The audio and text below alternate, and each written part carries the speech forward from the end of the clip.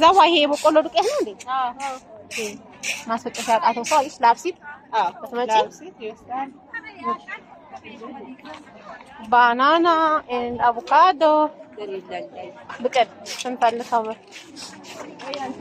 የኔ ጎረቤት ነው ይሄ ጠላ አለኝ እኮ ጠላ ቤት ጠምቄ አረ አዎ እኔ እቺን ለማሳየት ነው ዛሬ ገበያ ወጣሁት አይደል? እቺን ነገር እቺን መስፈሪያ ጌታን ተመልከቱ። በዚህ ተሰፍሮ ኩንታል ይሞላል። እኔ አላመንኩም ማርያም ሱቃዛሽ ተገናጣሽ የመጣው ስጭል ለመቅረጽ ነው። ለምን ትንሽ ነቻ በዚህ 20 ሞልቶ ይሆናል። ትንሽ ነው ማለት እኮ ኪሎ አይደለም ጆክ አይደለም። በዚህ አሁን ስንት ተሰፍሮ ስንት ሊሰፈር ነው? ስንት ሊሰፈር ነው? በኪሎ ወይም ደግሞ በጆክ ይሄ ውሃ የምንቀዳበት ጆክ በሱ ቢሆን ጊዜ እንቆጥባለን። ጊዜ ይቆጥባል። ታውቂያለሽ በዚህ አሁን ስትይ ሰዓትሽን ትገያለሽ። እንደገና ደግሞ የካልኩሌተር ቀመርሽን ስትመጪው ልክ አይመጣልሽም። አንቺን አይደል የቀረጽኩት ነው ይሄን ስንናገርም የቀረሽ ስትናገሩ ድምጻችሁ ይገባል።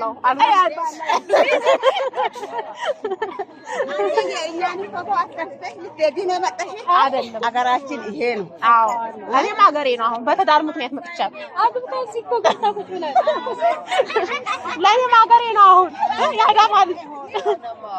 እኔማ ትንግርተኝ ሆነብኝ ጌታ ባቄላ ልጥዬ በገዛ ይሄ ስንት ነው አባቴ? 3 ነው ለመቶ ግራነት ባቄላ በኩባያ በ400 ኦጊቲያ እደነንስ ደበሪም ባቄላ 3 ኮሚቴ ቢታሰው ከነመ ተሰቋል በዚህ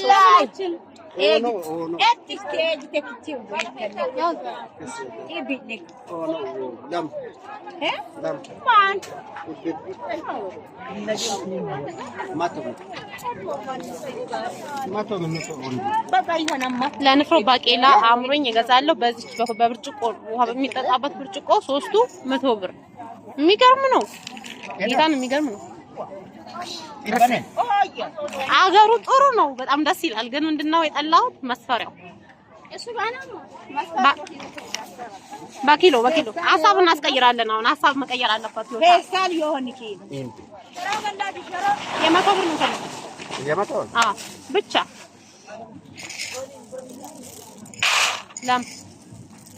ላም ሳሶ ምርቃት እግዚአብሔር ይስጥልን። አሜን አትሉ? አሜን ይባላል በሀገራችን ሲም ለማንንም እንደው እግዚአብሔር ይባል። እኔ አምሮኝ ነው እዚህ ውስጥ ስላለ ነው። እሺ